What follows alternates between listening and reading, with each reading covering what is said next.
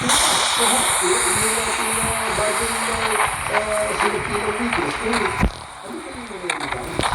Yung video na yun, doon sa katulang grade 3, ano yung relevance yung video na yun na pinakita ng evidence, doon sa sinasabi ng consulting litigation that have been committed by the vice president. And obviously, it will now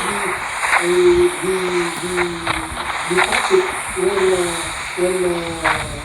Attorney Zulaika Lopez will be presented or will be speaking with us with this so Kapatid pa rin sa rules, support and tuloy pa rin yung proseso as per the rules.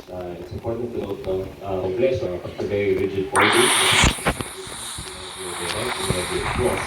And sinabitan mo, although na banggit na nga po, may presenta na po to an extent, yung which shows na everything's in line.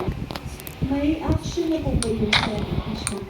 Earlier, before the adjournment of the court, the presiding officer mentioned he clarified whether the prosecution panel is to provide the official purpose of PILA